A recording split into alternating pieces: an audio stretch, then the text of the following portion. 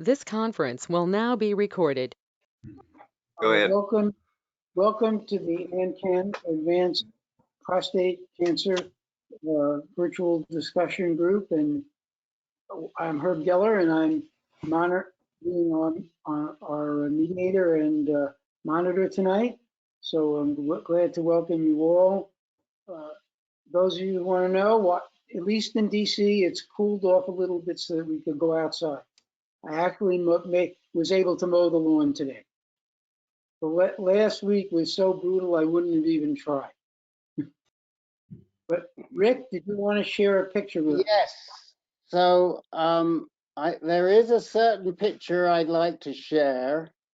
And let me see, do I have to be a presenter or can I do this? No, I think I should be able to do this. Let's see. And can everybody see that picture? Yeah. Yep. Okay. Good. Would the mystery person in the group like to identify themselves and explain the picture, please? All right, I'm the bald guy in the picture, and with me is Jerry Deans, and this was taken on Wednesday 2 weeks ago. Oh, wow. In Key Largo. Jerry was able to get cleared by his doctors to go diving, and was kind enough to invite me along on a part of his trip. So we enjoyed some really good diving on Wednesday afternoon a couple weeks ago. So there we are, hands locked in solidarity and making some bubbles. So you got to make time to make some bubbles. Really, it was a fantastic experience. And we're so pleased you went, Jim, because I know it was really a great recuperating trip for you as well. And we all offer you our very, very sincere condolences, and we hope that this trip didn't make the pain go away, but it made it easier to bear. And it's great to have you back here. What? It's great to have you back here, Jim. Thank you, John. Yep.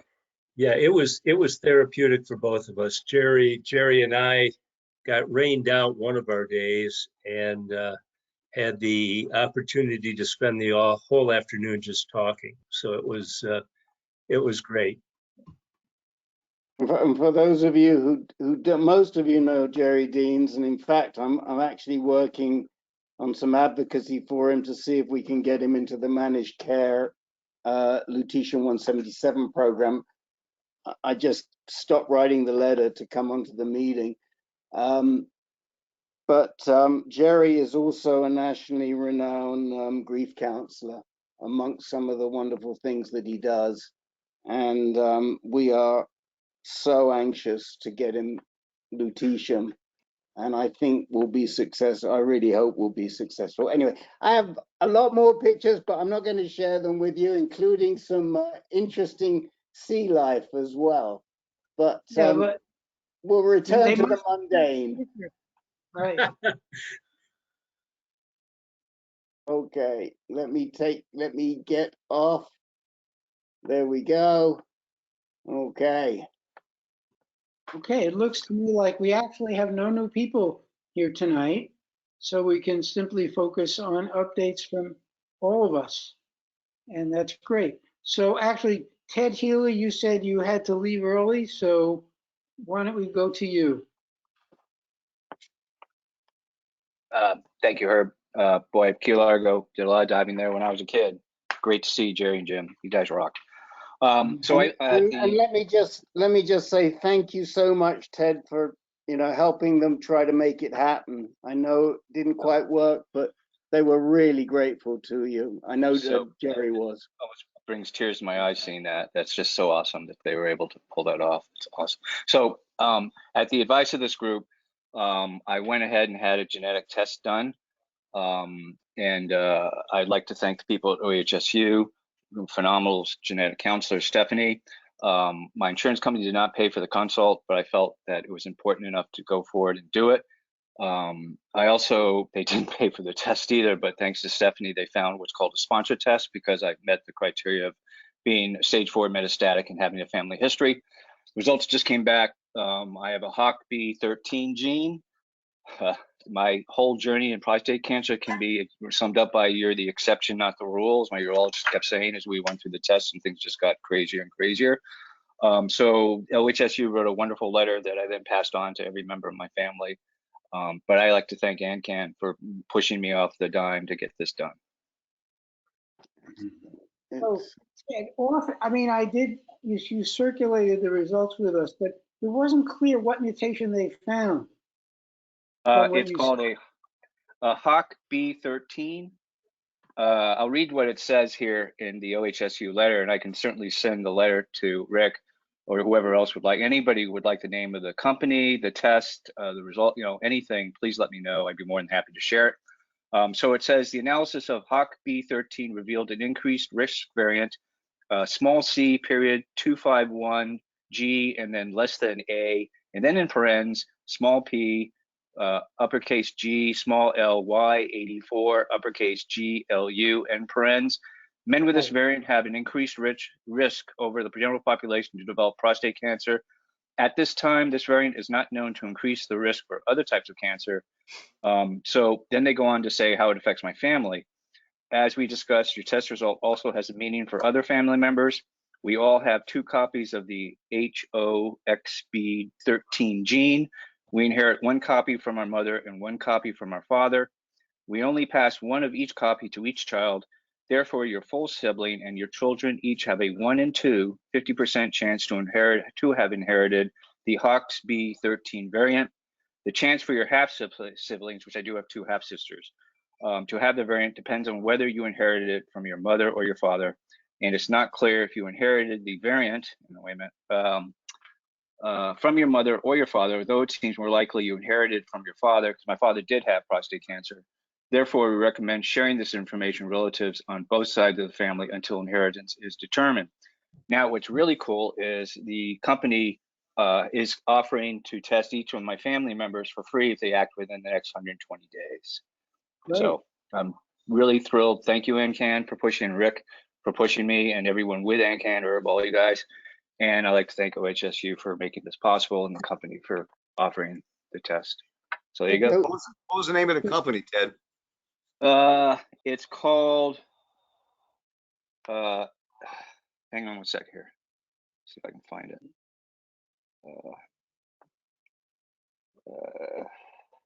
This was a saliva test? No, I went and had a full blood test. I was given the option to do saliva, but I figured the blood would be better. I don't know why, but oh, here it is. Okay.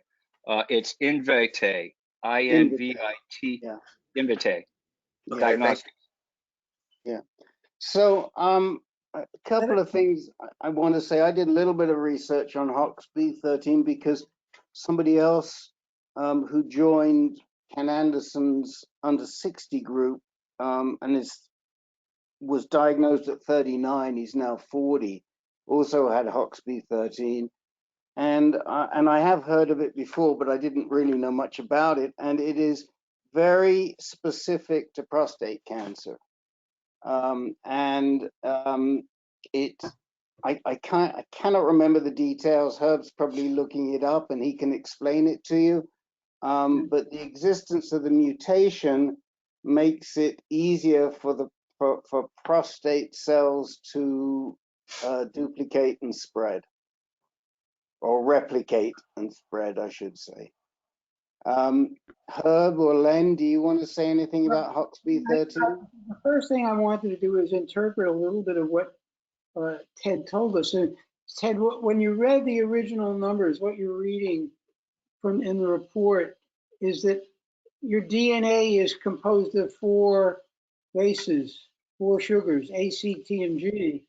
And what that report said is that at position 251 of the HOX gene, you have a change. The normal gene will have cytosine and you have guanine. And what that does is it changes the amino acid sequence of the protein. And that's what the next numbers mean. So it's telling you both you have which mutation you have in terms of both your sequence of your DNA as well as protein, how it affects protein. And in fact, yes, that mutation is known to increase prostate cancer chances. Okay. I'm obviously interested in it also if it indicates any type of aggressiveness of the disease within me, but I haven't been able to find anything about that. Or anybody know anything about it? I looked at it quickly, but I didn't have the exact mutation. So I'm going to look, I will take a look at it after we get off, and then you'll hear from me.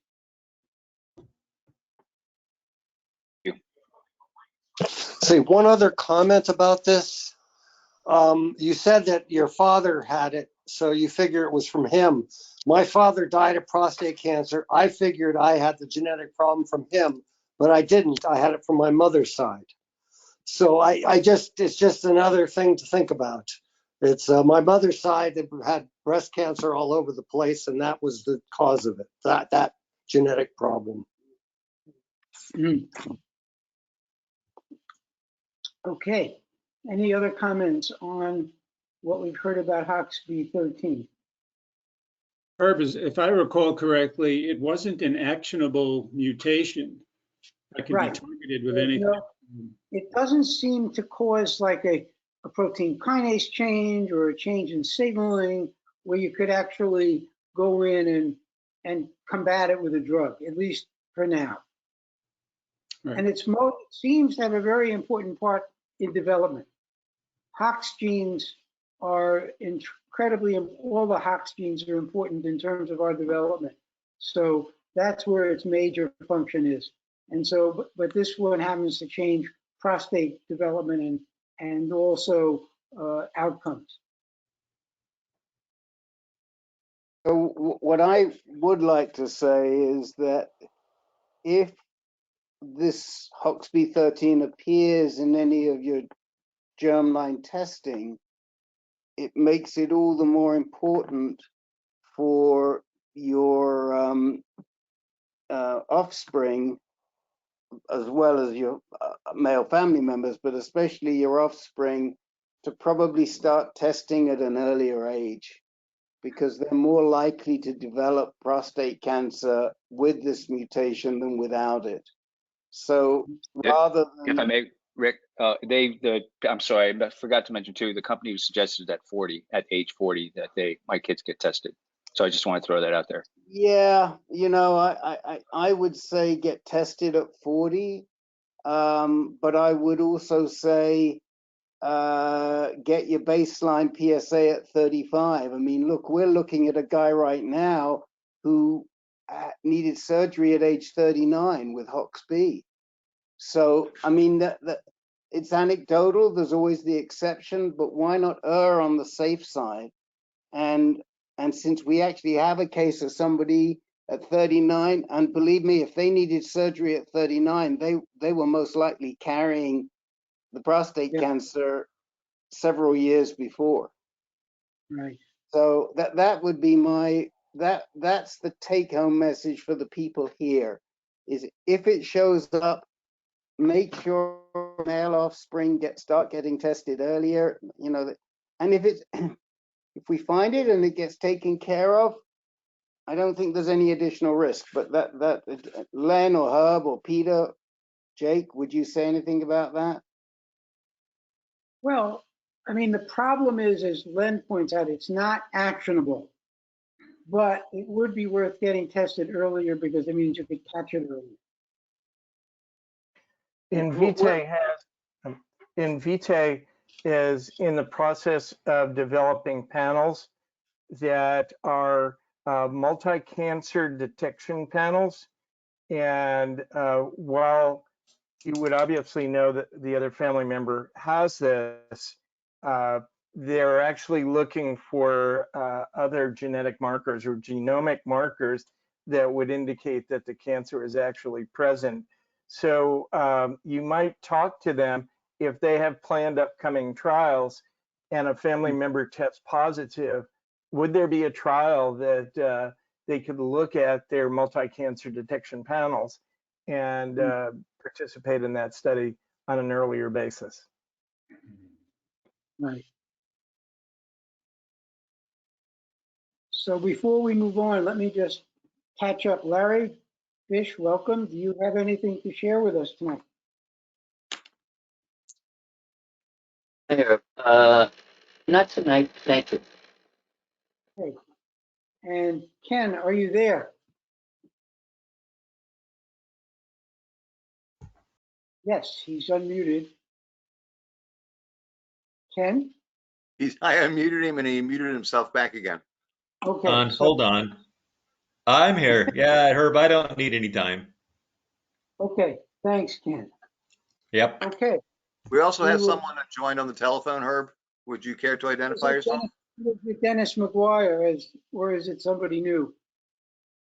On the telephone? Caller, is there somebody on the telephone that we haven't heard from?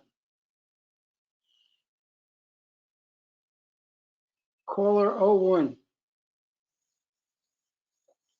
Hello? We'll catch up to you. Great. Okay, we will move on. Mark, you said you had something to share with us. Sure. So this may not be the right group, so I will briefly not take up too much time. I know that we get asked about a lot of different areas. I had developed some left groin and left flank pain and went to see my urologist today. I also noted a lump or a hardened area in the epididymis by one of the testicles. And the urologist noted a couple of things. One was a varicocele on the left side. Two, that normally a left testicle will be lower than the right. And in my case, the left testicle was higher up.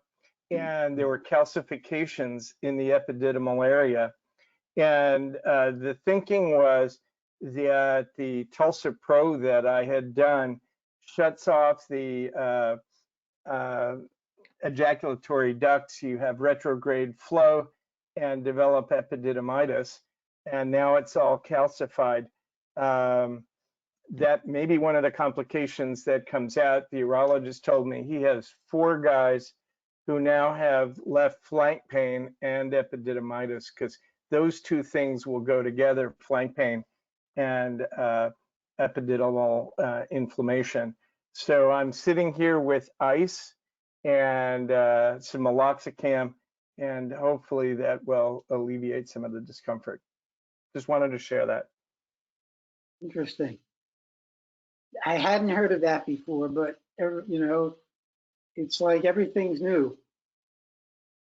Yeah, good to know. Right. Thanks for sharing, Mark. Mark, do you have any weakness or numbness in the leg? No, I do have some right-sided discomfort.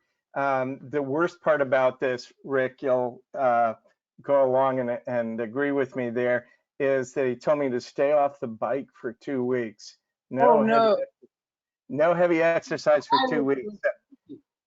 That's the thing that's most upsetting. I've been doing the Peloton for about 4 times a week, so I am going to miss that and have to build back afterwards. You have to cut down on food. That too.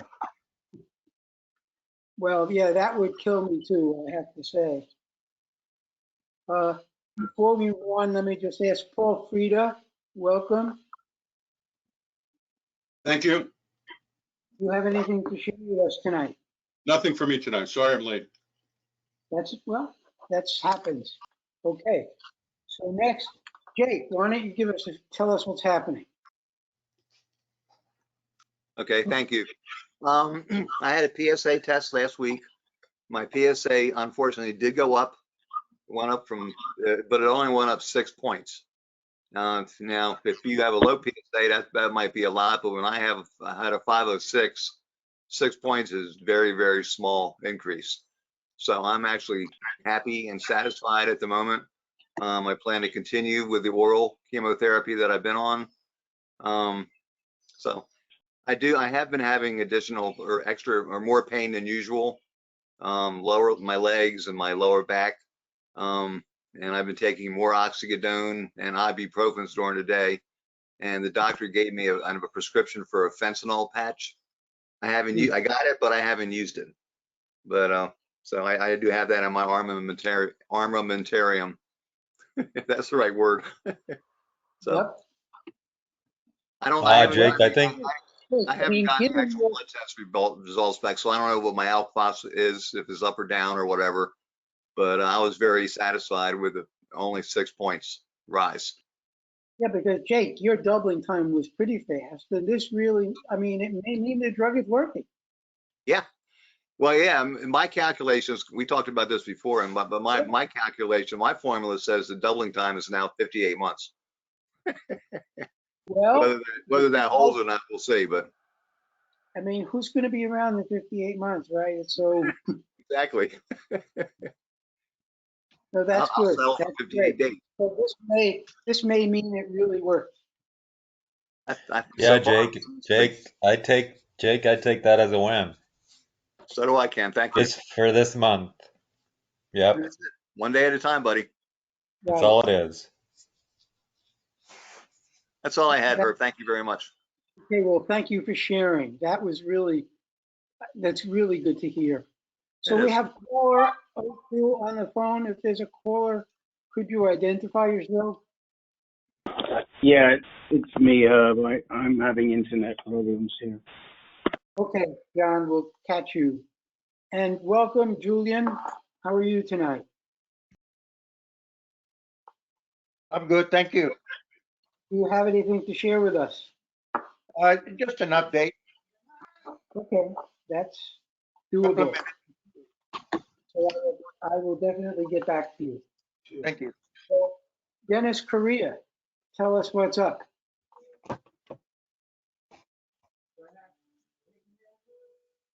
Dennis. He's not. I'm going to try. I'm just going to try without getting my photo up. My thing is not my webcam limit reached. So you can hear me okay, can't you? Hang on, Dennis, hang on. Dennis, hang on. Hang on, I'll turn my camera off.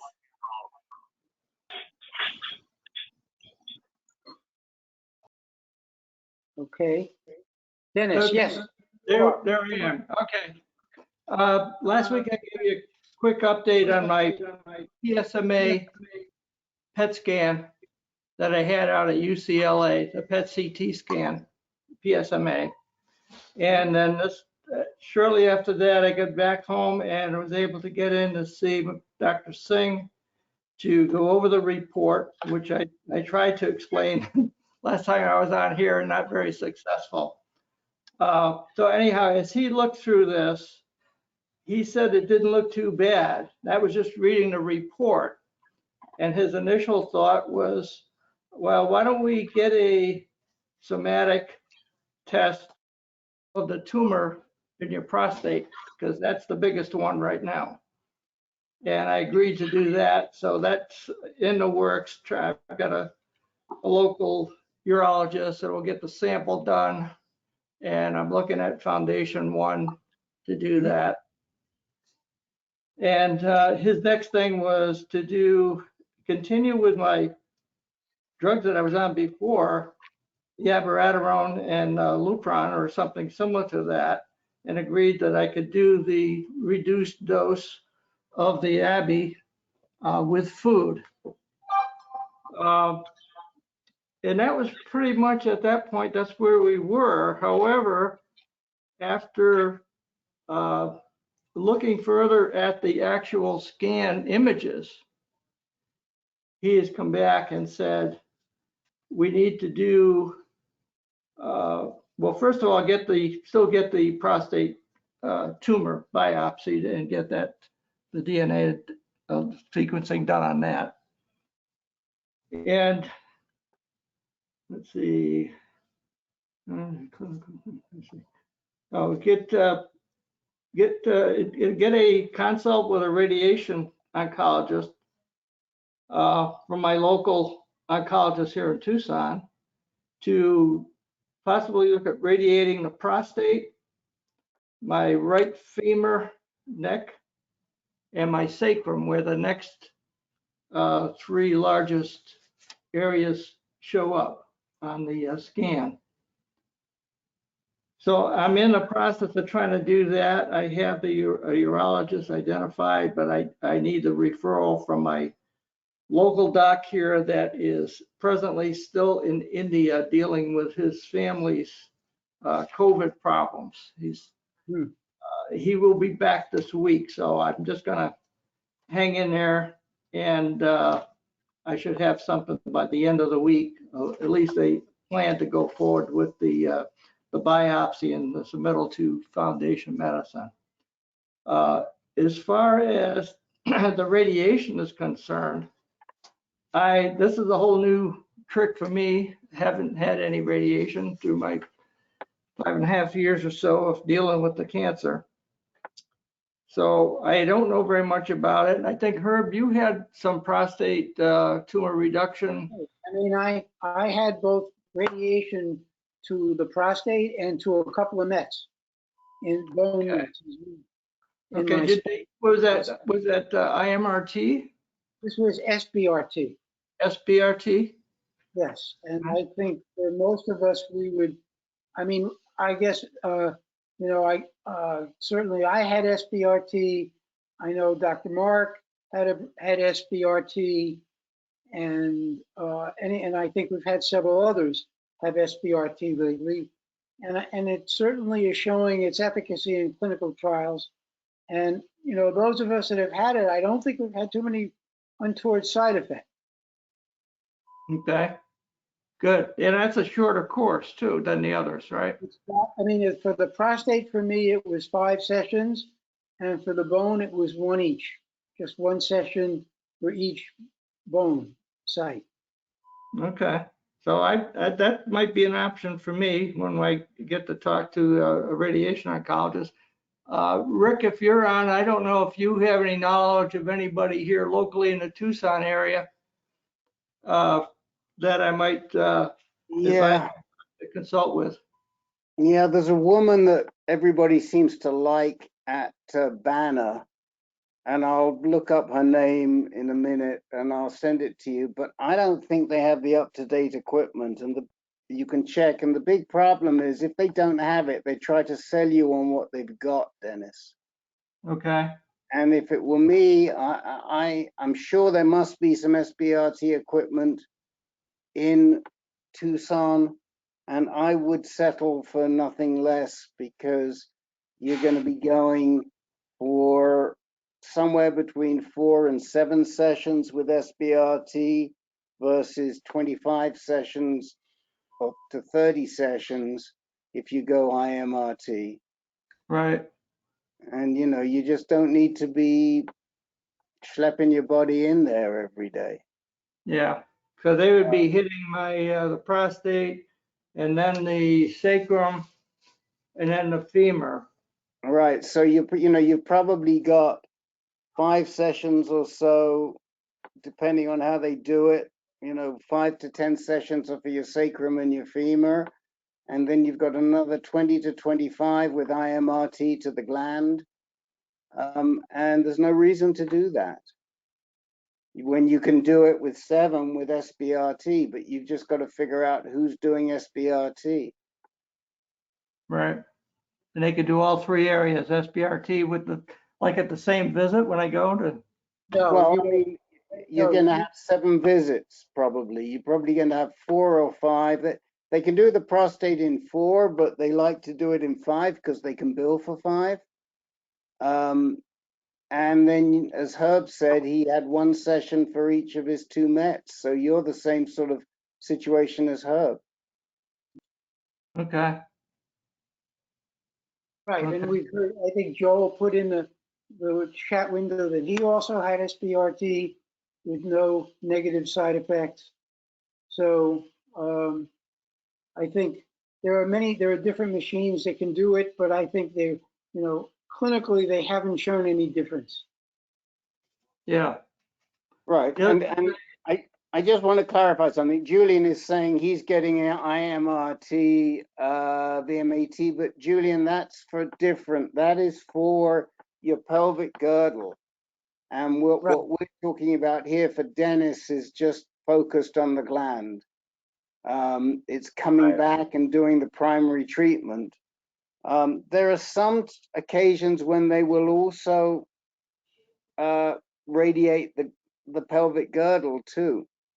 Even when they do, even when they treat the primary in metastatic disease, and that's a discussion that you really should be having. Should they be using a wider focus? There are probably people on this call right now who have had wider focal treatment, and we can ask in a second. The other thing I wanted to say to you is this.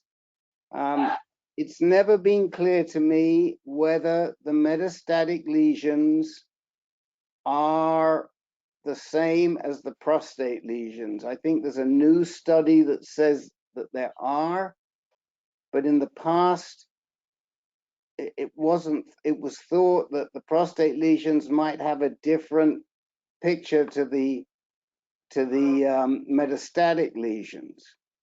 And I think, frankly, if it were me, I'd be going back and challenging Dr. Singh and asking, are we not better with a circulating tumor test than a test based on a sample from the prostate alone?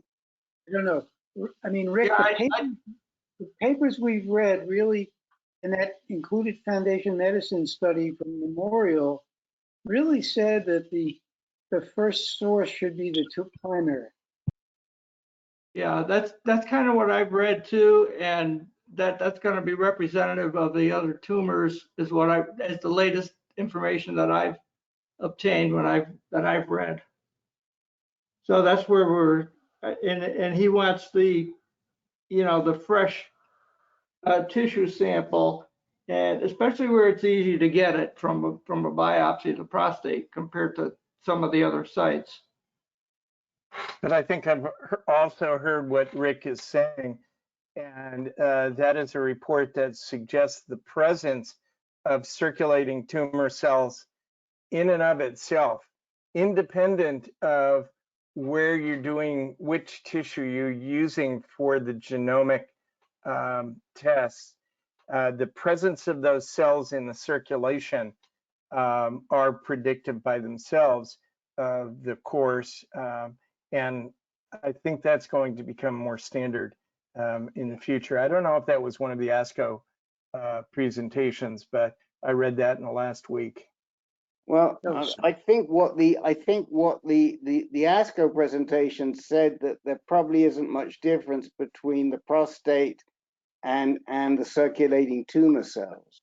But that isn't the point. The point is, how does the prostate cell replicate? Len, you know, we've talked about this for years and years and years. What's your view on where we are now on this?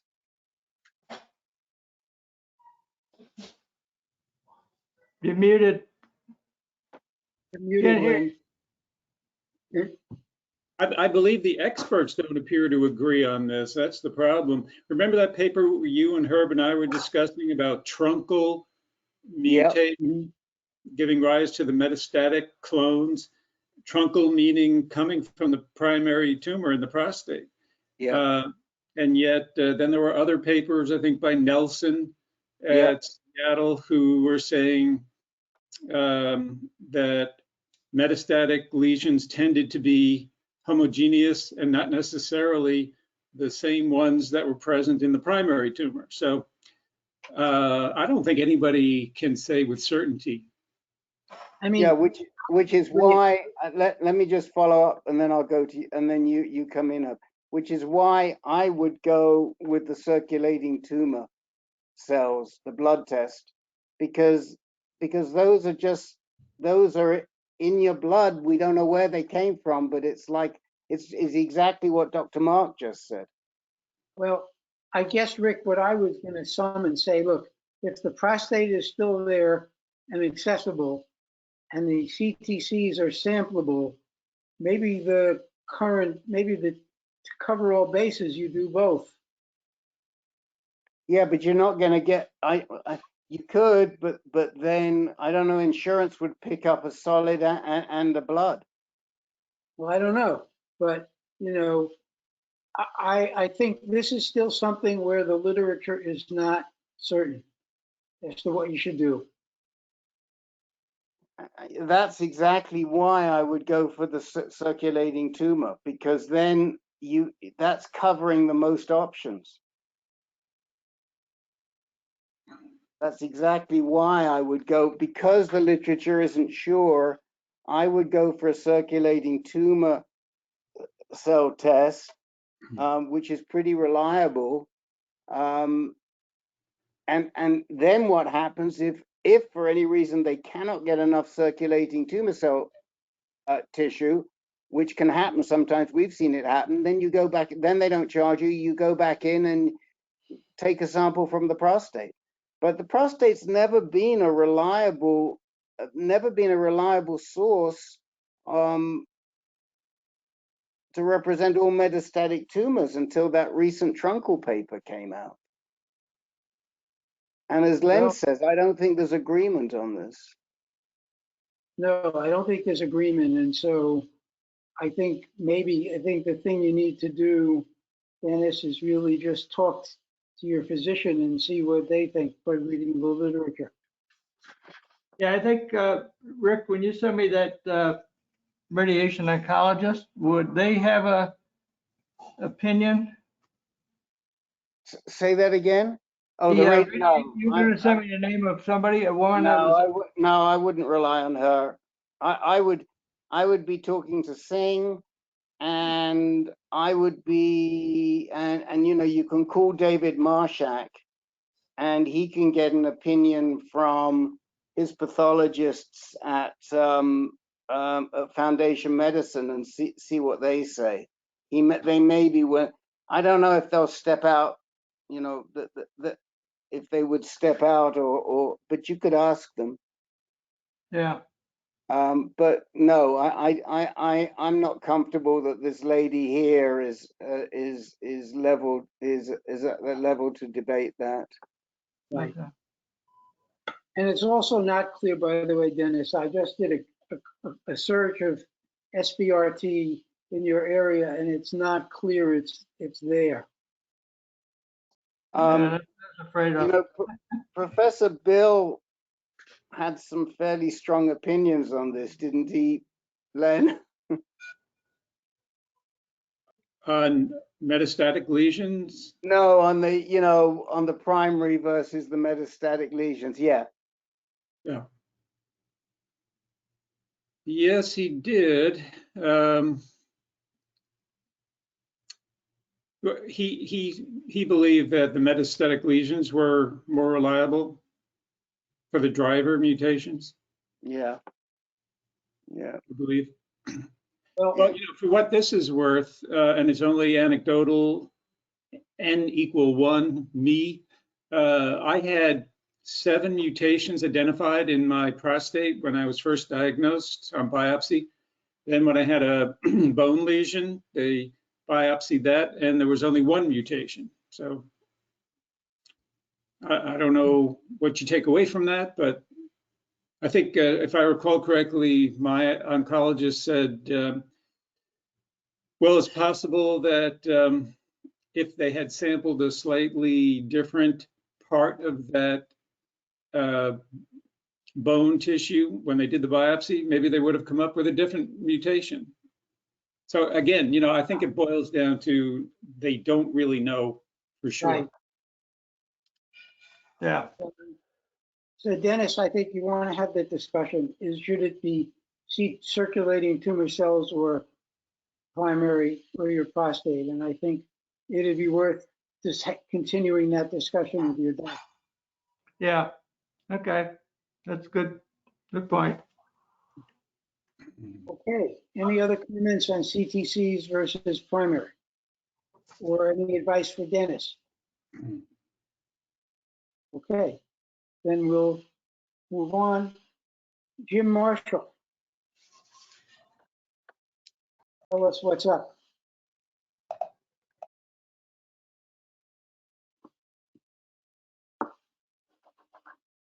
You're muted. Okay. Yes, anyway, I thought I said negative. Oh, I thought you said negative. Okay, fine. I missed that. So, Carl, we're ready for your update. Okay. So, gee, I don't know where to begin. I do have an appointment tomorrow morning at 8 a.m. Eastern Time with my main oncologist at the Rutgers Cancer Institute to discuss treatment options and also to have my next 3-month shots of Eligard and Xgeva.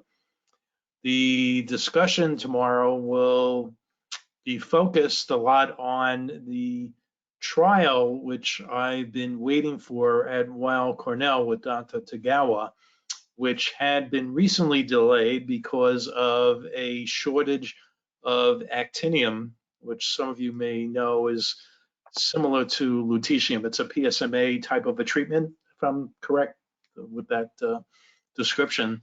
So last week I was told by a member of Dr. Tagawa's staff that they are now back with the actinium supply. And I figured, oh, great, I should be starting soon. Well, not yet. The trial, now that the actinium is back, the remaining items that need to be dealt with administratively is that there are whatever administrative issues mean in order for the trial to begin. When I met with Dr. Tagawa, that was on July 6th. It's now July 19th, obviously. And Tagawa had said to me, well, it's probably going to be between 3 and 5 weeks before we can start you on the trial. And I am indeed patient number 1 for this trial. The issue right now is that my PSA in the matter of 5 weeks has gone up about 50% from 10 to 15. And, you know, low numbers overall from what I hear, some people hear, and just in general, people do have much higher PSA numbers. For me, that's still a relatively high number, and the acceleration within the short period of time. So in briefly having an email discussion with Dr. Correia at Rutgers, he expressed his concern about whether I do have the luxury, for lack of a better word, of time to wait for the trial as my disease appears to continue to deteriorate. And so we'll talk about that tomorrow morning. My hope is that I will hear back from Dr. Tagawa. I sent him an email today. He was on vacation last week, and that he will respond to my email request, really asking, you know, I don't have all the time in the world, and whether I can realistically wait to start that trial. I do have my plan B pending, which is chemo and the combination of cabazitaxel and carboplatin. So we'll see where things go, and hopefully it'll make it somewhat clearer tomorrow. And I just wanted to say I started growing a little bit of a beard here. I know there are a number of you else there. I don't know how. I'm looking for an opinion. My wife is kind of mixed whether she likes it or not. She's the boss, so it doesn't really matter what we think. Exactly right, Herb. I mean, So far, you're pulling out a beard at this point? I was lucky. I grew my beard right after we were married, and it hasn't come off since. My wife would say no. Are you taking anything at the moment? Treatment-wise? Yes. While you're waiting for this trial? You know, it's really, it's the Eligard and the Xgeva, which I said will be my next 3-month shot tomorrow, but no, nothing else. Bless you. Okay, Carl, well, we'll be eager to hear what your final, this is sort of like Jeopardy here. We'll be eager to So hear. Carl, is there any reason why they haven't kept you on one of the second line drugs that are a little more effective, like Abby or enzalutamide, or versus? Go ahead. Yeah, I was on Abby, which I guess is Zytiga, right? Right.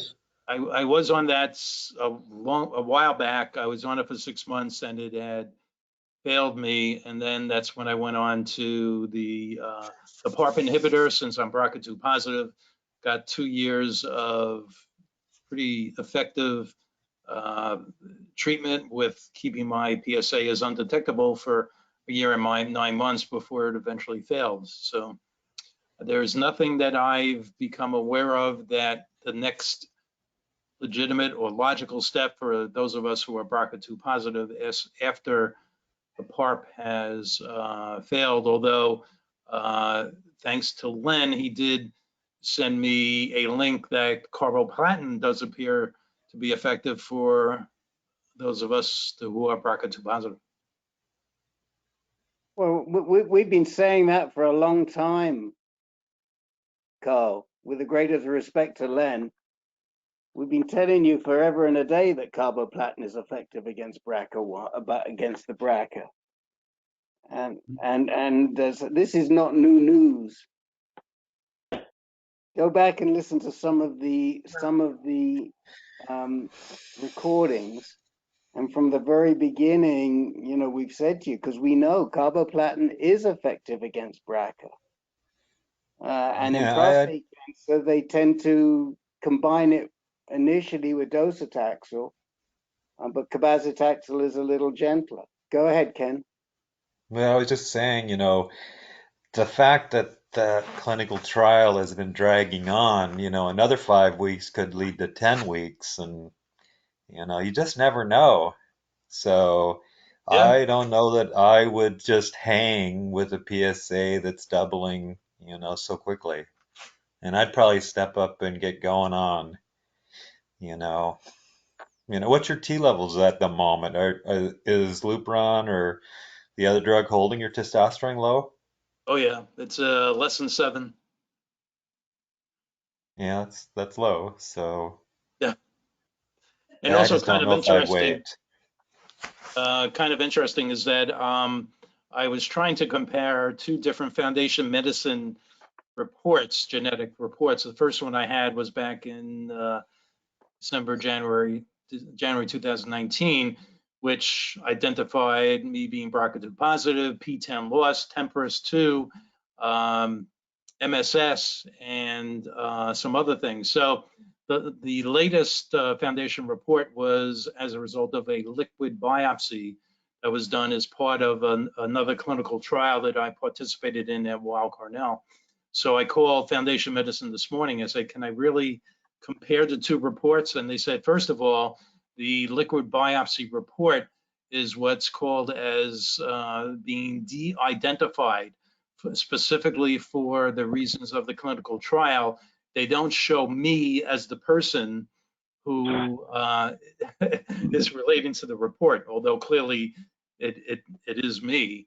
And they said, yeah, realistically, it is very difficult to do a comparison between the liquid biopsy and the original biopsy, which was from a tissue sample.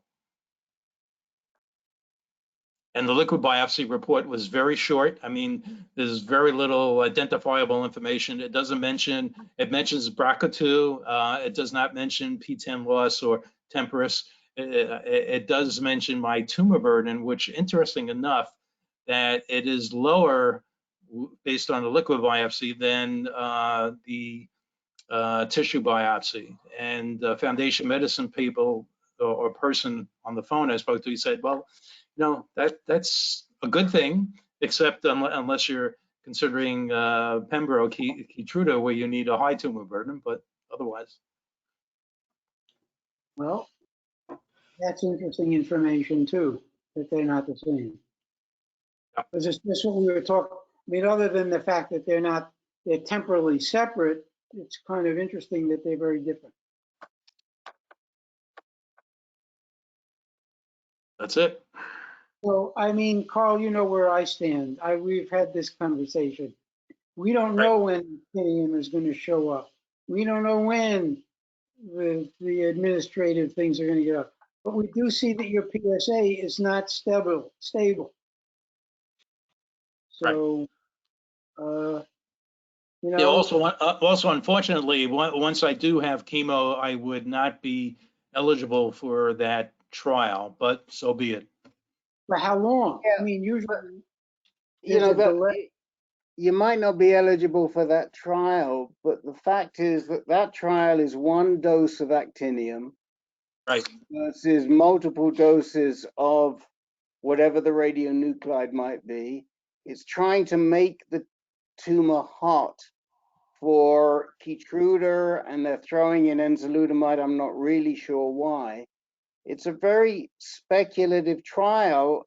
You know, the whole concept of trying to make a prostate cancer tumor hot, we haven't found the solution to that. It's like they're throwing, you know, spaghetti at the wall and trying to see what sticks.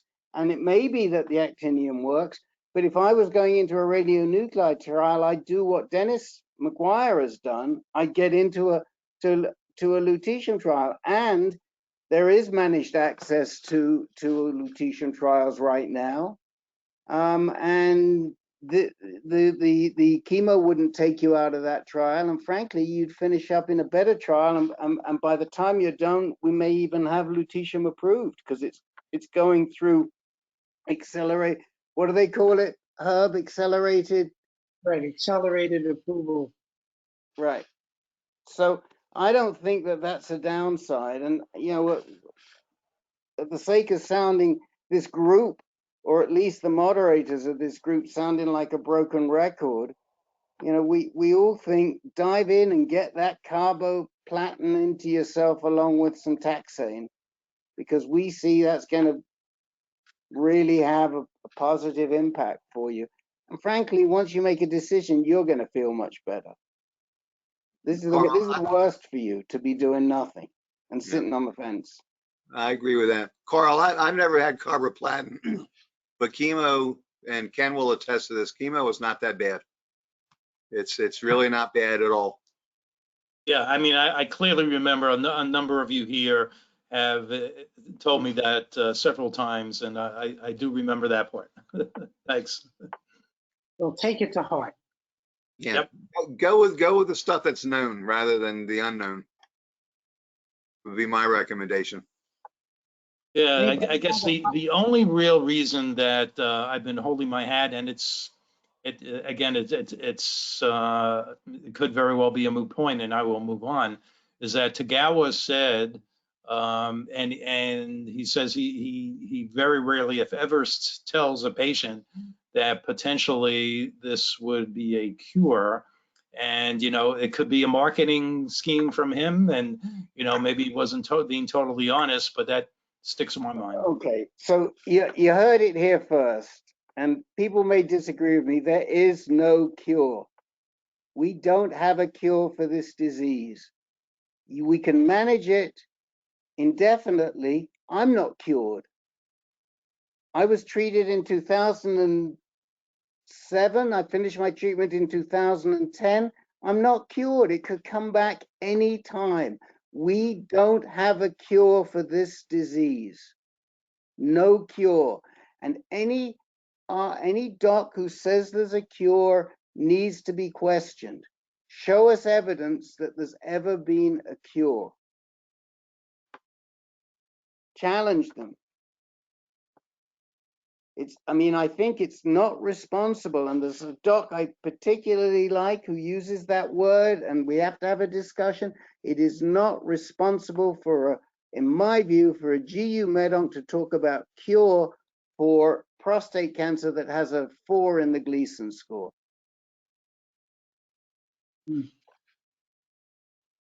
I don't disagree. Okay. Thank you. Can I just say very briefly, Dennis, I put the link to the doc in the chat window for you. Thank you. Okay, and then now we're going to hear about Letitia. Dennis, can you fill us in? Yeah, thanks, Herb. Good to see everyone. I missed a few weeks, but I was keeping up to date with the recordings. My update, I had a PSA test in early July, and it was 22. The previous PSA test at the end of May was 24.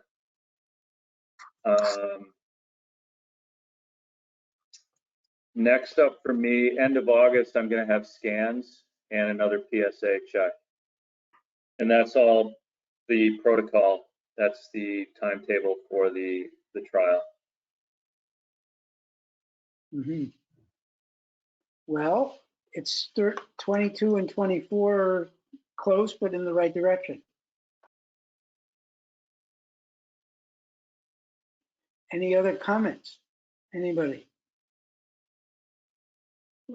How, I mean, have you had any feeling any effects other than of the treatment, Dennis? No, it's 8 weeks since my last treatment and really no lingering side effects. Ken, you So what's your, yeah. So what's in your head now, Dennis? What are you thinking? Well, as you probably know, Ken, I'm managing the scans. So it's great that my PSA is going down, but I think I'm anxiously awaiting the scans in August to get a read on the lesions and make sure that we had good results. How about your doctor? Any comments from him, the one doing the trial? He's obviously pleased with the results, and you know that's really it. Gotcha. Oh, on that, I did ask him what his estimate is for approval of lutetium, and he's thinking 3 to 6 months. I think I can do 3 more rounds of docetaxel. I could even do 6. So, yeah. Hopefully your scans come back and the lesions haven't gone anywhere, and fingers crossed. Yep. How are you feeling yourself, Dennis, and how are you feeling about the trial? Oh, it exceeded my expectations. Great. You know, I know those that are PSMA avid like myself, percentages are pretty high for those that get a response rate, but you don't know until you know. Mm-hmm. So yeah, I'm very pleased with the results so far. Dennis, you had 3 cycles of lutetium? That's right. Did they ever discuss if they felt it was effective or sufficiently effective for you that you could continue to get more doses, or that was never part of the discussion? Yeah, no, I did talk to both the lead oncologist on the study as well as my regular oncologist about that, and it's an option for me in the future. The biggest risk is the salivary glands. Mm-hmm. That's what they're concerned about. There's no indication that there was damage done, but as you take more dosage, that could be an issue. Is there any recovery for the salivary glands over time? Did they tell you? I didn't get into about that. You know, and that was one of the purposes of this trial that I was on, which is different from the vision trial, is that they used a different small molecule. They used an R2. And I think in the vision trial, it was 617. Yeah. Right. So J617. So, you know, once results come back from this trial that I participated in, maybe they'll have better results on salivary gland. I have a feeling that it hasn't been around. There hasn't been enough data.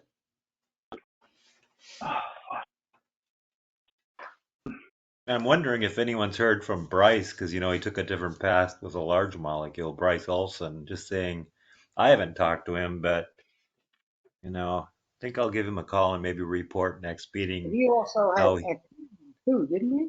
Yeah, he had that again. Oh. Yeah, he had actinium, and I do know that Brian McCloskey went up to visit with him, and they went surfing this week. He and Brian and the guy from Foundation Medicine, their buddy from Foundation Medicine. According to Brian, he's at a loss. He doesn't really know where to go next, because the actinium didn't do it for him. And he didn't respond that well to the trial. I can't remember whether it was a large or a small molecule. Oh, it was, I know what it was. It was that J571. Is that right? I think J571. Yeah, 591, I think. 591, 571, yeah. Which is made by a small company in conjunction with, I think, Hopkins. I think Hopkins is involved with that J591. It's another, we're not talking alphabet soup here, guys. It's just another ligand like the R2 or the 617 that grabs the radionuclide with one arm and the PSMA with the other arm. And these are the actual drugs that are getting approved by the FDA. So when we talk about FDA approval, they're not really approving the actinium or the lutetium. What they're doing is they're approving this drug that is able to grab the radionuclide on the one side and the PSMA on the other side. Right. It's actually an antibody. Yeah, well, keep us posted, Dennis. I will, Ken. Thanks. We're with you here. Anybody have any questions for Dennis about the trial, since he's our best person for experience with lutetium? Anybody want to ask him anything about lutetium?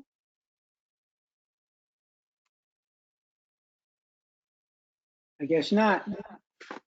Okay. This is John, only just a comment that we sure are hearing about some incredible therapeutics tonight. Yep. Just wanted to ask you guys know about the two articles, the one in the New England Journal of Medicine, and another one came out, I think, yesterday, about lutetium-177, talking about kind of a good success rate. You guys have already reviewed those. There's two recent articles. That was That's what we're talking about, Larry. Which one? The one that came out, the one that was just 2 days ago, or the one that was in New England Journal of Medicine? Or both? Oh, I was only aware of the 617. I didn't know there was another. Yeah, I don't think they've published results of the one I was on with the R2. Not yet, no. And Larry, you mentioned 177. That's the ligand that they use for the scans. Right. What we're talking about is the ones that can actually be work against the cancer itself. Yeah, against the cure.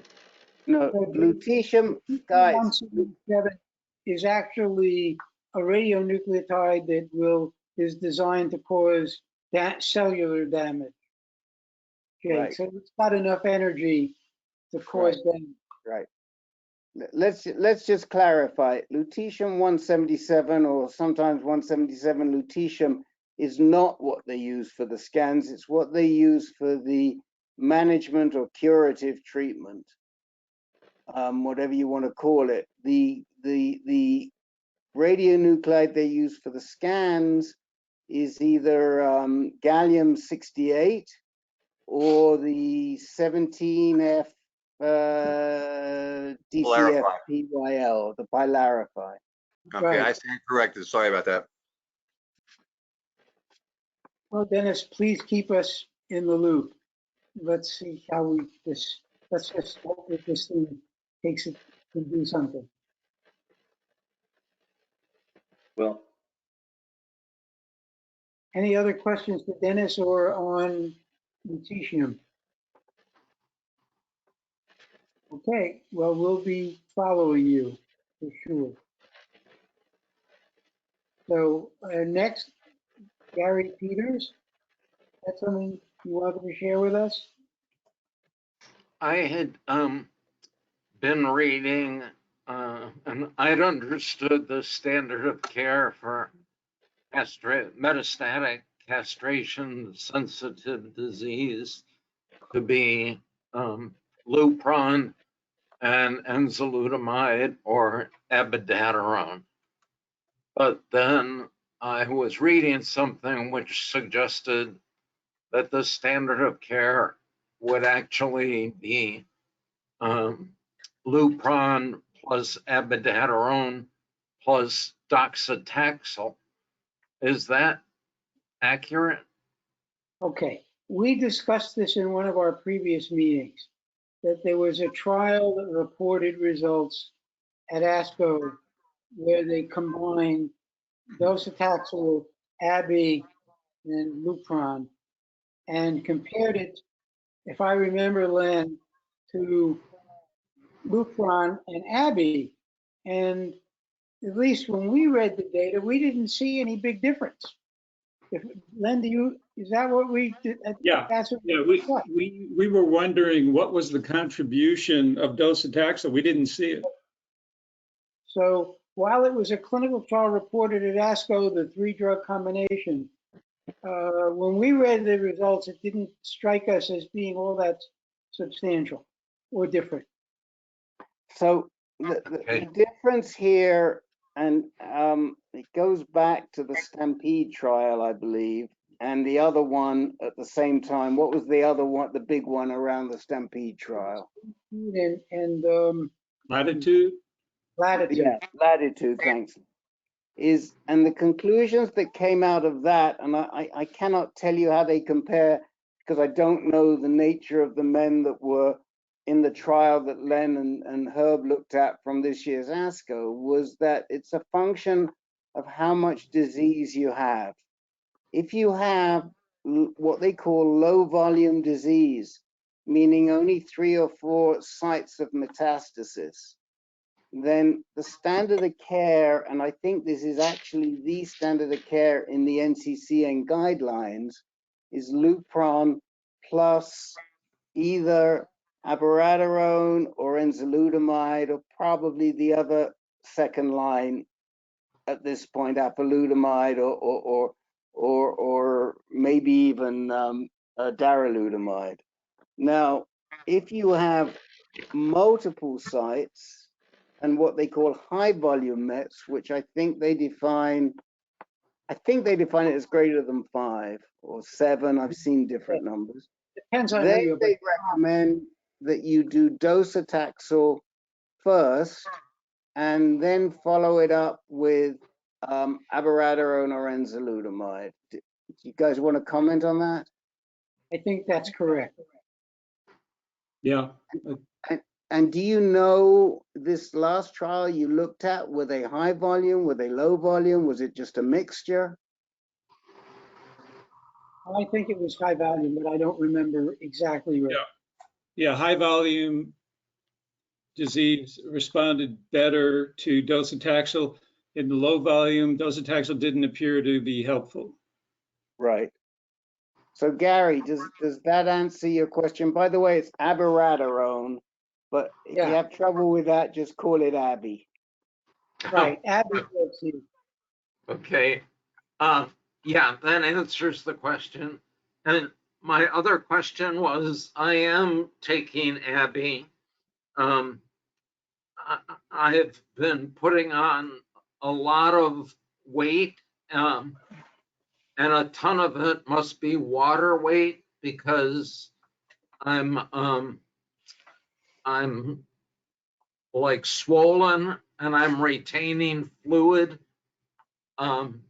That's listed as a side effect. Is that a pretty common? Do you have edema? Do you show? I have edema. Yeah. So what about, I mean, how's your blood pressure? It's okay. It has not gone up. That happened to me, John, on abiraterone. My legs swelled up, gained a lot of weight, and the medical oncologist stopped the drug. He was concerned about my heart. Yeah, so I would, if you really see significant peripheral edema, pitting edema, and you can check by just pushing on your skin and seeing how fast it comes back to normal. If it's slow, then I would talk to your oncologist quickly. So I want to make a comment on this. You can see significant gain in water weight just from being on an LHRH drug. To the extent the abiraterone exacerbates that, I don't know, but I can tell you from anecdotally from my own personal experience and from talking to other men that a lot of the weight gain that you get during being on an LHRH drug comes as a result of water retention. Some people are more susceptible to it than others. So John, Dr. John, when you had that gain, the edema in your legs, were you on an LHRH drug too? Yes. And but at least we can say that after abiraterone was stopped within a couple of weeks, all the pitting edema, as Herb says, completely went away, and I lost about 7 pounds. Wow. But I still have a lot of fat weight that wasn't there before I started. That, for me, for Jimmy, is coming from the LHRH antagonist or agonist. The absence of testosterone and you're screwing up your hormones really screws up your metabolism big time. Well, with that, prednisone, which will cause fluid retention. Yeah, I wanted to know, I thought I had read that someplace when that is an issue, they'll switch to dexamethasone and see less with dex than they do with the prednisone. Mm-hmm. And what dose of prednisone? Because if you're only taking 5, it may very well be that you're not having enough to suppress the adrenal activity and you're retaining fluid because there's not adequate suppression. So are you taking 5 or 10 of prednisone? Right now I'm taking 5. So it may be inadequate, and I would talk to your medical oncologist to determine whether you might do better with dex or whether you need 10 milligrams of prednisone to address that issue. And John, when you were taken off the Abby, Did they put you on something else? No. So it could have still been what Mark said. I was also on 5 milligrams prednisone. Maybe that was the mechanism. But they haven't yet put me back on something else, but I'm probably going to end up on an androgen blocker because I think I'm too high risk to just leave on Lupron. Mm-hmm. But I might, Mark, you think it's worth a try going back to the 10 milligrams of prednisone? I think it's worth talking to your medical oncologist about it. I just haven't, my area of endocrinology is more with getting women pregnant, and I would not, I've not managed the intricacies of all the different steroid preparations, but that may be one factor. The way we get hypertension with it is from adrenal activity trying to compensate for shutting off production of cortisol. The adrenal tries to compensate, and we retain salt and water. And you can suppress that with prednisone, and it may be that you're inadequately suppressed. It may actually be because of the prednisone, and the dexamethasone might be better. I just don't have enough experience hands-on with patients to know how to determine which it might be. But Gary, I would just, you can get on the patient portal and send them an email. And I would do that. Say, I've got edema. What do you think we should do? Okay. Thank you. And my suspicion is you'll have an answer pretty quickly. Okay. And again, Len, this second week in a row, do you want to reference your blog post and stick the blog post maybe in the chat window for the guys? Okay. I thought we did that last week, but I'll do it again. But yeah, 5 milligrams prednisone twice a day was superior to once a day with regard to radiographic progression-free survival, RPFS. And I believe that even better than that was also a half milligram, 0.5 milligrams of dexamethasone, but there were more side effects with the dexamethasone. I'll try and find that link again to my blog. Right. So I think it's worth talking to your doc. Okay. Gary, we're going to move on. Hang, can you share with us what you have tonight? Oh, yes. I met my medical oncologist from Mount Sinai today. I asked if I was low burden. He said yes. So I said from what I learned that from the I think it's called Stampede therapy for low burden, the added therapy of radiation or helps. He said yes. I said, well, I couldn't get it from the radiation oncologist. He said, well, he will rewrite the doctor's note, about my case, stating that the two conventional scans that I have, one is a bone, one is a full body, is clean. So maybe there could be some change from the radiation oncologist perspective position, as far as the insurance goes. That's where it is, and I will be seeing another doctor from MSK, medical oncologist. They already asked all the information test results, and I'll see what will happen there, and see what's it going to be. That's where I am. So the prescription for you is now radiation, or do you have any? The radiation as a combined therapy to abiraterone and Lupron. Mhm. That's what I'm getting now as a standard of care.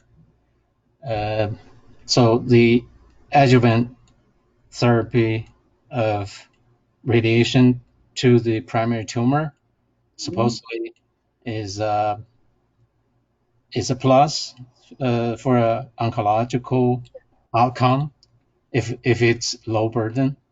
Okay.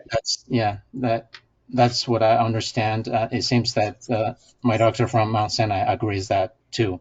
So if you want to go to the aggressive path, that's where you go. And Right. he will write the notes for the oncologist, radio oncologist to see and see what his position will.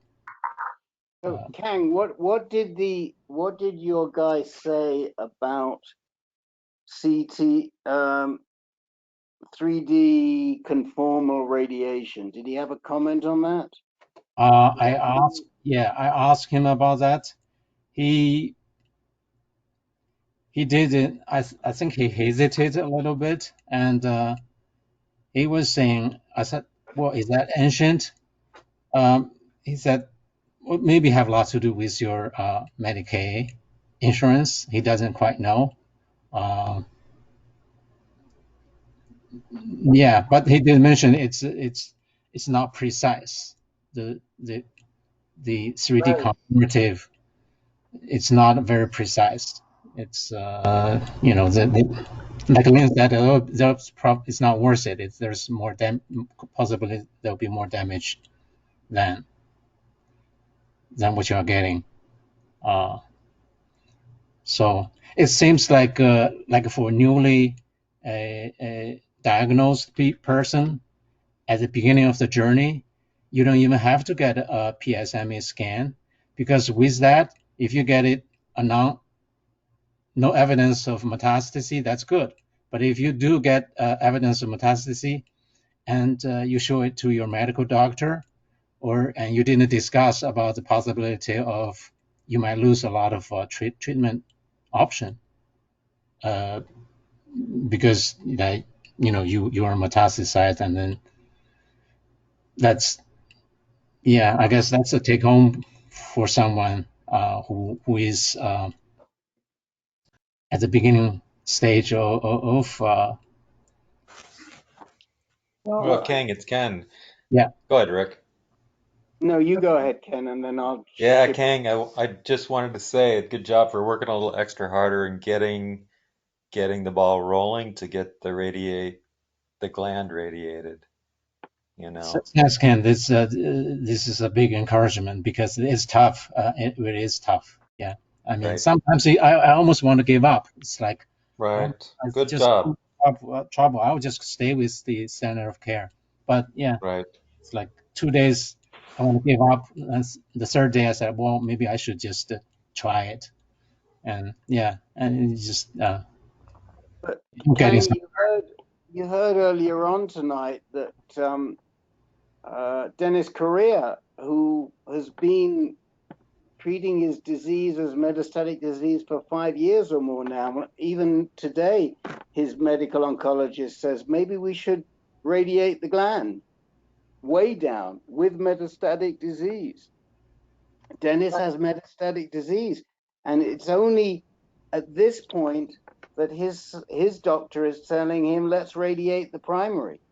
But we've been saying this now to all of our guys going back probably 3 years or more. Ken, Ken Anderson, how long ago did you radiate the primary? 2 years ago?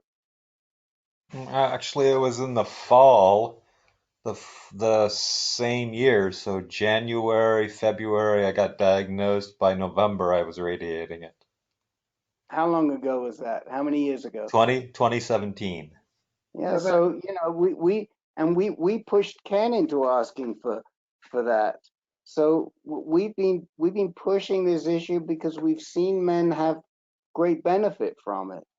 But I the think problem is it's not really standard of care yet. I mean, it may become standard of care, but it isn't standard of care. So you've always got to go advocate for yourself to get it. Yes, I'm learning it. Yeah, I'm going through and learning. certainly the recent publication showed that there's a clear benefit, especially if you would be considered to have low volume disease, that there's an overall survival benefit. And so there's no question that this is something you should have.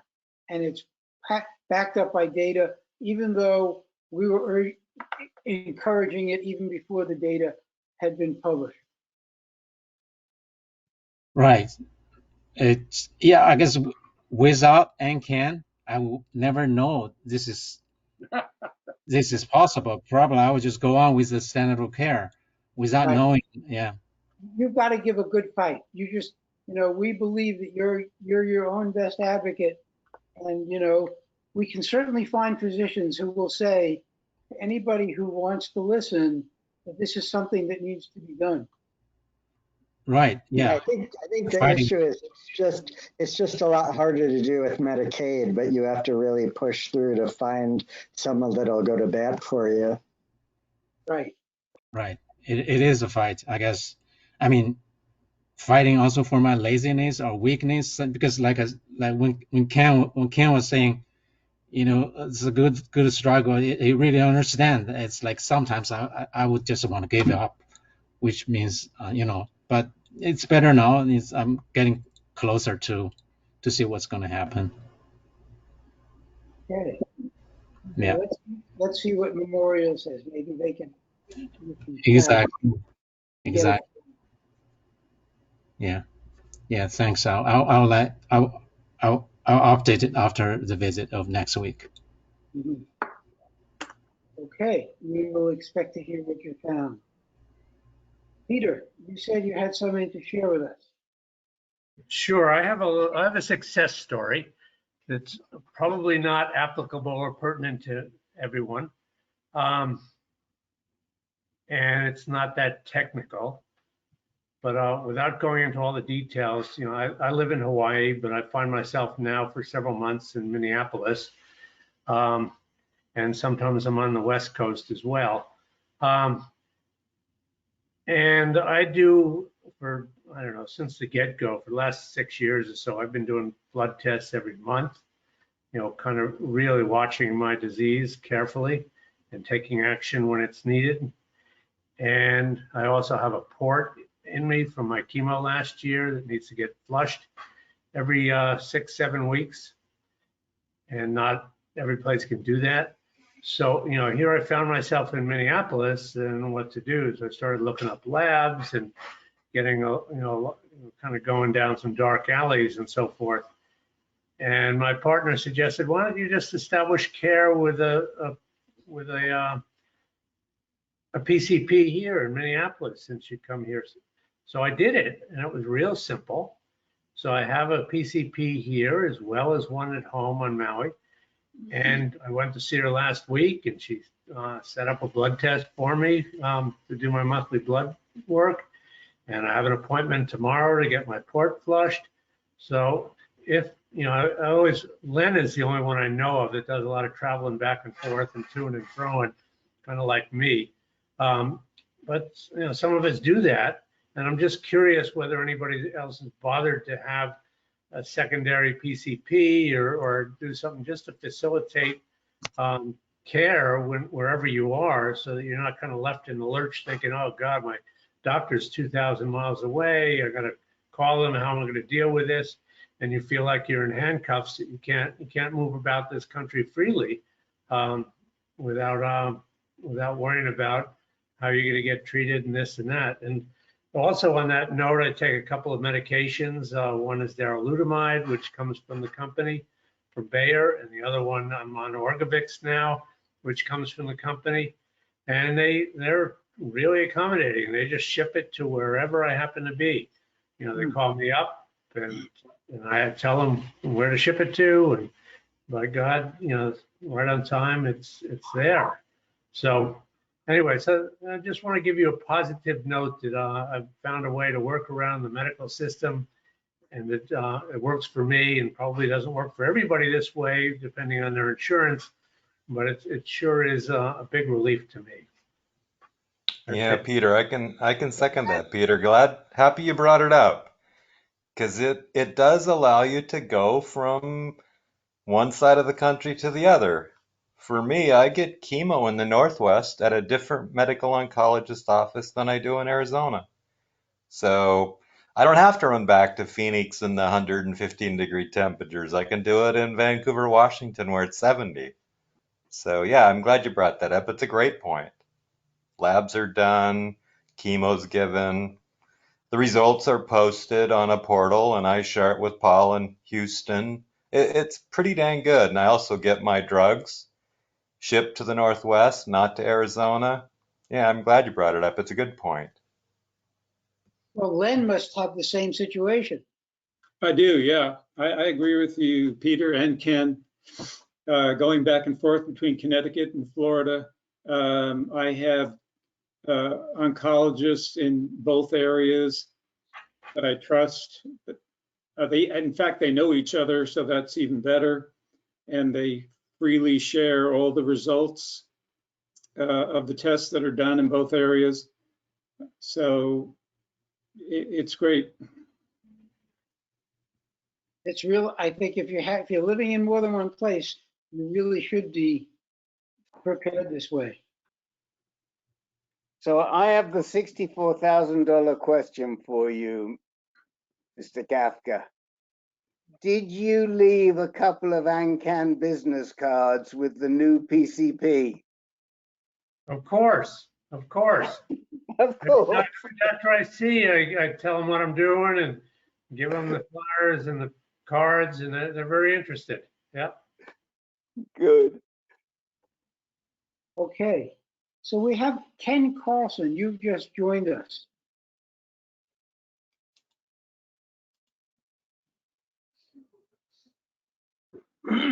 Hello. Hello, Ken. This is the AnCan Advanced Prostate Cancer Group. Oh, is this advanced? Yes, this is the advanced group. Oh, I guess I'm not quite there yet. Thank God you're not. How's the weather in Santa Cruz today? It's been very mild the last few days. Very, very nice. Breezy and sunny and a little bit of clouds and 75 degrees. So I'm happy. Okay, well, you'll see, Ken, you'll see your fearless leader from the low intermediate group. He was just talking when you came on. Oh, okay. Hey, Peter Kopka. Very, very nice to see you. Okay. How are things? I haven't been in the group in a while. How are things over there? Oh, they're doing great. Yeah, doing great. Yeah. Yeah. As you see, I straddle both groups. I keep a leg and an arm in both sides. Yeah, why not? Why not? Okay. You can learn something. That's what I figure. I mean, I don't mind. I like to hear what's going on with everybody just so I can know as much as I can, you know? Okay, great. Great to have you. Yeah. So, Julian, you had something to share with us tonight. Just a quick update. I had my HDR brachytherapy boost in June, and then they actually put a space OAR between my prostate and my rectum, and that went rather smoothly. So now I've started my radiation treatments to the pelvic area. The question I had for the group is, I can't have any, crap in my rectum. What do y'all do? Because my appointment is late in the afternoon. What do y'all do to get your protein that won't cause any kind of bowels to be full? Well, one thing I can tell you, because this will pass through your system much quicker, is that whilst you're doing this radiation, it's not a bad idea to revert back to the type of diet we tell you should never use, namely white food diet. It is much easier on your system, and you may avoid some issues if you go back to your white bread and your white rice and your regular pasta, not sugar. We didn't say eat sugar, but it will be an easier diet for you, Julian, during the radiation. Yeah, I avoid sugar anyway. Okay. Thank you. Anyway, that's all I had. Well, hold on a minute. I'm sure there's some other people that have got a few things to add to that. It wasn't pleasant, but it was what I got through it. Eating the white food. I don't On want the to other go. hand, I love pasta. So, you know, hey, I could eat pasta every day. I don't want to go against the boys here, but my experience was the opposite. They instructed me to eat a low fiber diet. I was eating cream of rice and white flour and starch and you know, the low fiber diet. I became constipated and had to start taking Miralax, and that made me sort of nauseous. So I pleaded with them, said, let me just go back to my regular diet and see how it works. And they said, okay. And I did, and it was fine. But everybody's different, I know. Maybe, you know, whatever's working. Try something. If it doesn't work, try something else. Who knows? Okay. Yeah, I agree with Jimmy there. I remember, Rick, you probably remember Professor Bill, when he was getting his radiation, he loved spicy food. So no one told him to switch his diet. He kept eating the spicy foods and he had serious diarrhea. So until he switched. But yeah, there are people like Jimmy who do well eating their normal diet or high fiber diet. Everyone's different. Yeah, I mean, I was fine. I didn't change my diet. My high fiber diet was fine. But for the guys who are having a little bit of difficulty, then, you know, go to a low fiber diet. And I'm sort of interested in that you said that because it's in the afternoon, they want you to come in with a relatively empty bowel. I have not heard that one before.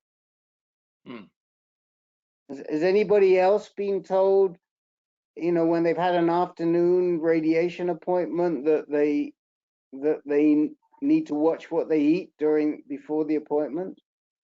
Well, I certainly had to get rid of everything before radiation. And it was, I mean, to make sure my bowels were empty. Really? Really? Before every SBRT treatment? Before every SBRT treatment, there was an enema. Oh, really? Okay, so maybe that's different with SBRT, because with IMRT, that wasn't the case.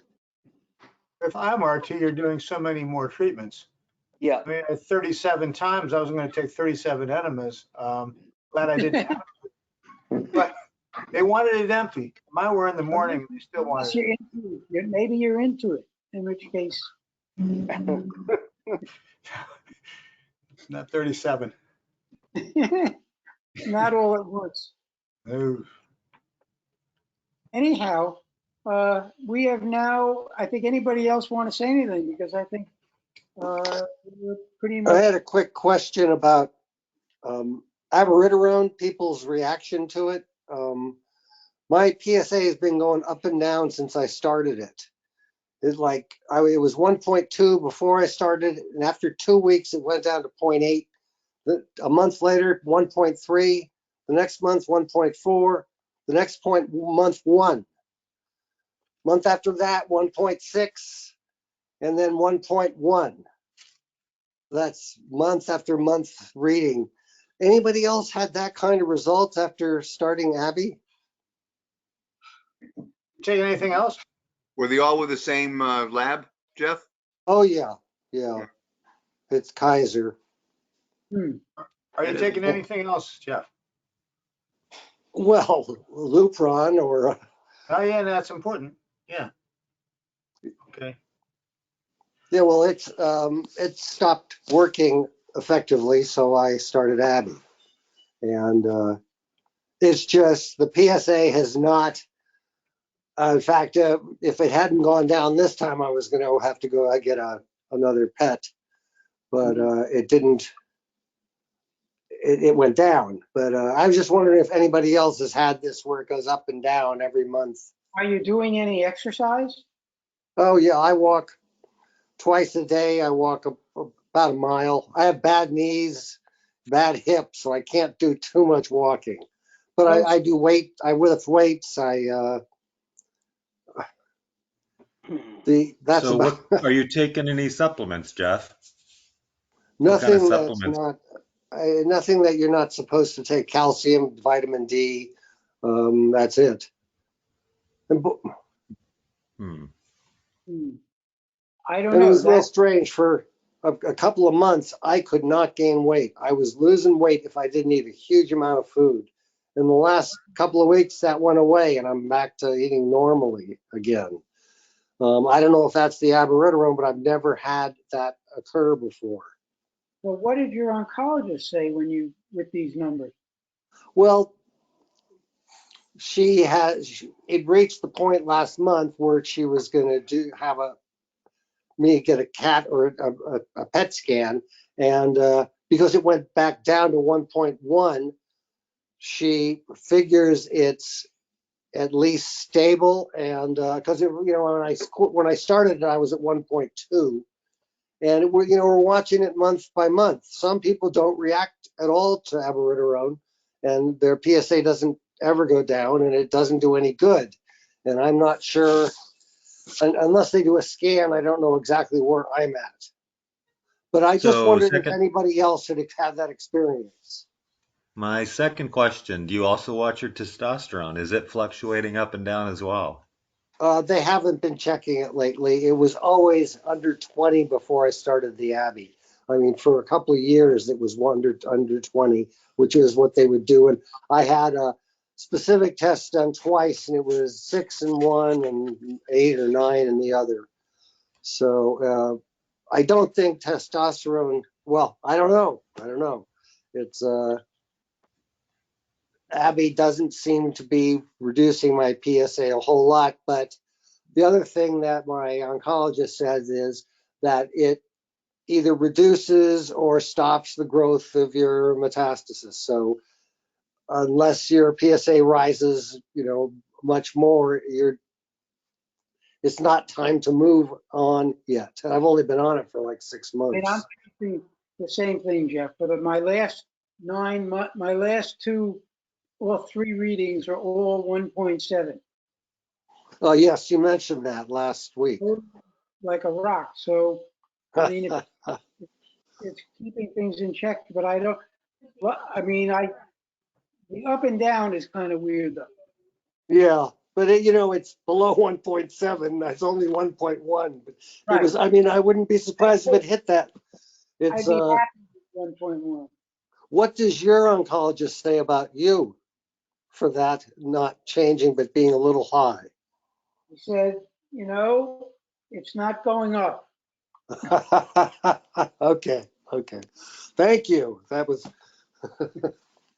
Yeah, but Herb, what if you were to suggest to your oncologist that you think we should try an androgen receptor blocker?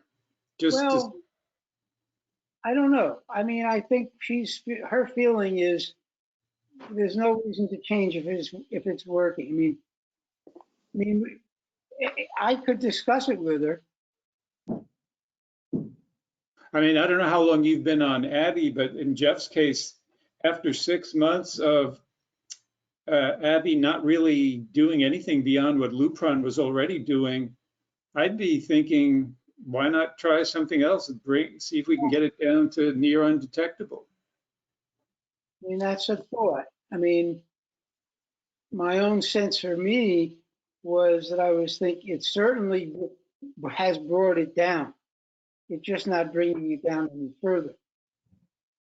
So, but right, I think that. Okay, but in Jeff's case, doesn't seem to have done anything. Right. Yeah, so, it's questionable. Yes. So then it may be worth, but again, I think what they're all, my guess, and I'm not an oncologist, right? But my guess is they're all thinking it ain't going up. Yeah. And that the other benefit is the stopping of the metastasis getting worse, or, may even get better. So unless you do a test, you don't know. Right, and they're not going to do a scan on me until things start changing. I mean, I kind of like the idea, Len's idea, because we know that a androgen receptor blocker after Abby stops working doesn't work that well. So maybe it's not a bad idea to see if you can switch over to it whilst the Abby's still working. I mean, the Abby is working. It's just not working as well as we would want. Right. So But maybe now's the time to switch and see if you can get a better result with a androgen receptor blocker. It's a thought. I'll talk to my oncologist about it. Jeff, are you doing the full dose Abby, or are you doing a reduced dose with food? No, I'm doing full dose, 4 pills. I'm not doing the food, the diet to make it 1. Hey, Herb, have you had any problems when in night mode? I woke up the last 2 nights, 3 in the morning with a huge hot flash, and you can't get into hot flash mode. The waves are too short. I had to turn my fan on both nights. Have you had that? No, I mean, I have to say, I've been lucky that I haven't had major hot flashes yet while I'm wearing this thing in night mode. But I do agree with you. One of the things I'd like to tell them is there's got to be a way. I mean, you got to go reach for your phone, change to hot flash mode, turn it on. Well, I've been speaking to the CEO by email, and I told her exactly that they should come out with an all-night mode that you can hit the button and it'll do hot flash mode for 10 minutes. Right. And she said she'd recommend it to them. They're working on an update to it right now, and they're going to probably send us new devices and new software soon. Well, I thought we're on this trial only for 4 weeks. Yeah, I know, but she said they've got this new device and we'll be getting it, and I'm not sure what's going on. By the way, any of you who don't know this, we're talking about this thing, an MFA. For those of you who get hot flashes, get in the trial. Now, there are a couple of people that did not sign their informed consent. If one of you happens to be, any of you happen to be on this call, please sign your informed consent. They came back to us and they asked us to remind you.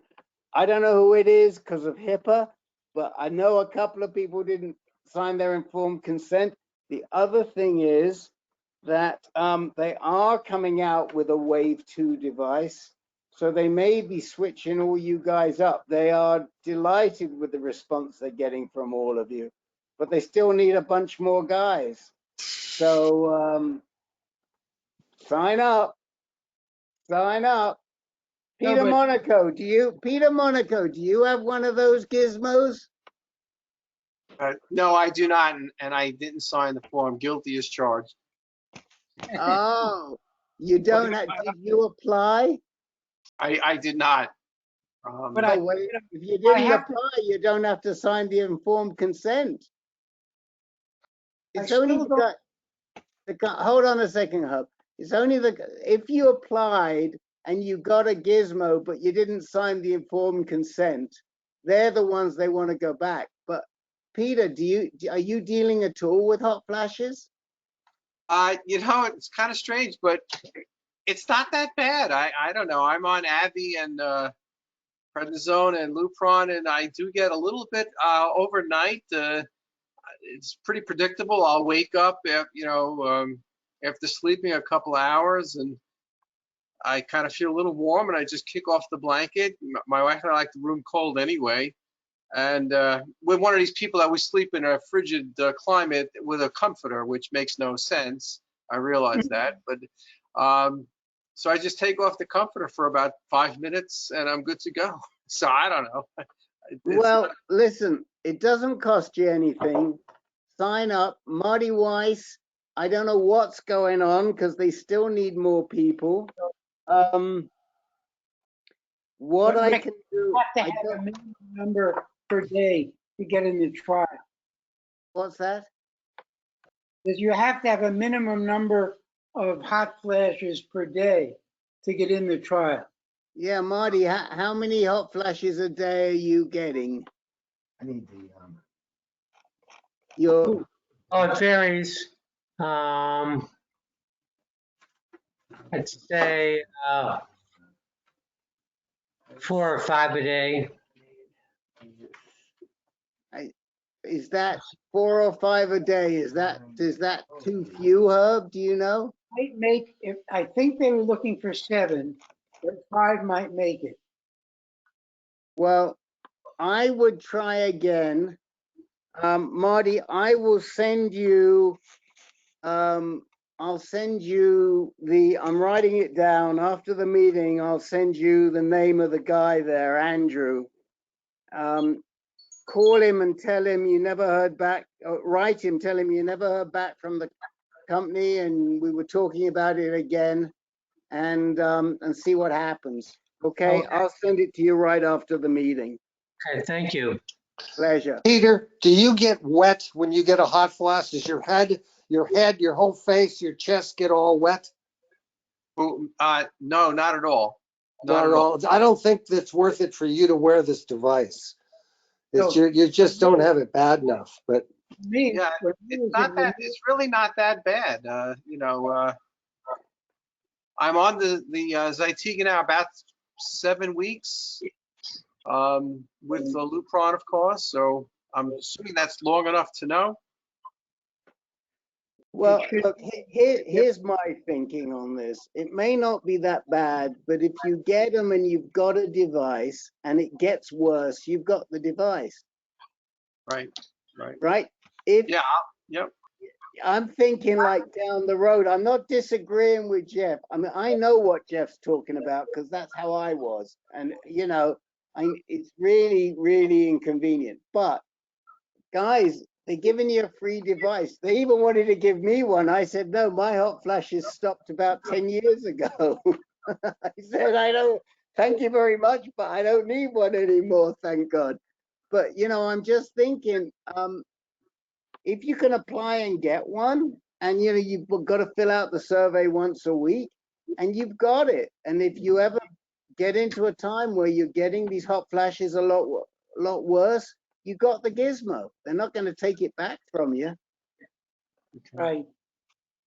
That's my thinking. So, all right. With all that and with hot flashes, I think we can wish everybody a nice night's sleep.